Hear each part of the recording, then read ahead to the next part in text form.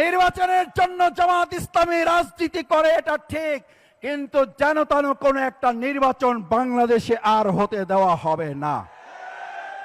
আমরা 2024 সালের July August গুলির সামনে বুক পেতে দিয়েছিলাম, বুলেটের বিরুদ্ধে লড়াই করেছি। এবার ব্যালটের বিপ্লবের জন্য আরেকবার বুকের সামনে গুলি ধারণ করে ভোট ডাকাতদের আমরা প্রতিহত করবই। মানুষকে আপনি ফু দিয়ে উড়িয়ে দেবেন, প্রস্তাব করে বঙ্গোপসাগরে ভাসিয়ে দেবেন, এটা বাংলাদেশের রাজনীতি হতে পারে না। এই রাজনীতি ভবিষ্যতে দেশের মানুষের চলতে দিবে না।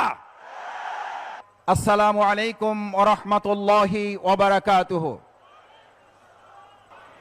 সম্মানিত কর্মী সম্মেলনের ভাই এবং বন্ধুগণ, আমাদের এই মাইকের আওয়াজ যারা শুনছেন, আমরা প্রথমে একটা